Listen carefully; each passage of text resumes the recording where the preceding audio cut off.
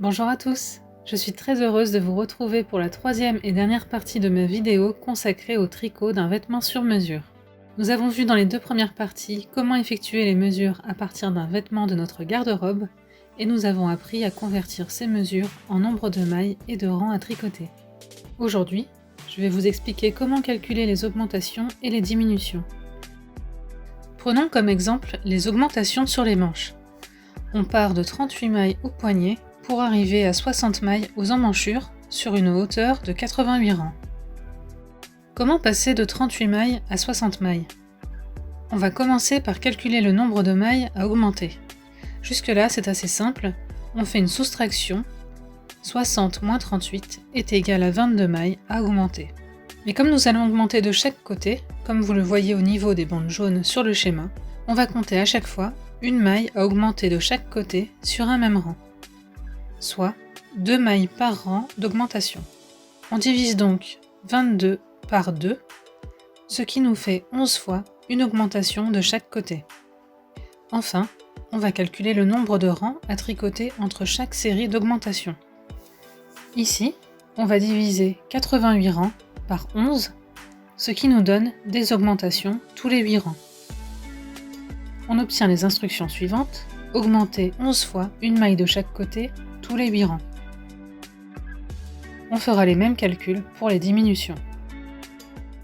Vous avez pu constater qu'il m'a fallu du temps pour réaliser cette troisième partie de la vidéo, car cet ouvrage a nécessité plusieurs techniques de tricot que je tenais à vous expliquer. Pour ce gilet, j'ai tricoté des boutonnières avec un jeté, et j'ai tricoté des bordures contrastées avec une couleur et des points différents. La plus grande partie du gilet a été tricotée au point de broderie anglaise, et j'y ai aussi consacré une vidéo. Pour les finitions et l'assemblage, j'ai eu recours à la couture invisible qui permet de faire une couture très propre, essentiellement sur du point de jersey. J'ai également eu recours aux mailles relevées pour le tricot du col. J'ai essayé une petite fantaisie d'ailleurs sur ce col, en le tricotant en deux parties. J'ai créé ensuite un revers que j'ai cousu avec un bouton fantaisie de chaque côté.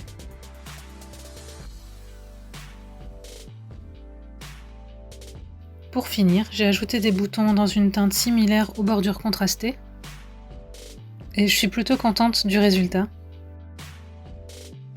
Avant de terminer cette vidéo, je voulais vous donner 4 conseils si vous souhaitez vous lancer dans la création de votre propre vêtement. Numéro 1. Prenez des notes. À chaque étape de la création, notez un maximum de détails. Cela vous sera très utile pour créer un patron et le tricoter à nouveau plusieurs fois. Numéro 2. Choisissez des points simples. Ne faites pas comme moi si vous ne voulez pas reprendre vos calculs pour que les motifs soient raccords à la couture. Numéro 3. N'hésitez pas à détricoter. Ainsi, vous pourrez corriger vos erreurs et vous éviterez toute déception au montage. Numéro 4. Prenez bien en compte l'élasticité du fil.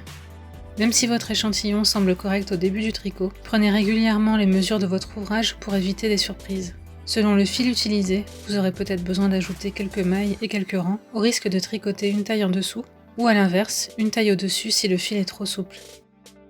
J'espère que cette vidéo vous a plu, je vous souhaite un bon tricot, et surtout n'hésitez pas à m'envoyer des photos de vos réalisations et de me dire en commentaire si cette vidéo vous a aidé pour la création de vos propres modèles. Je vous dis à très bientôt!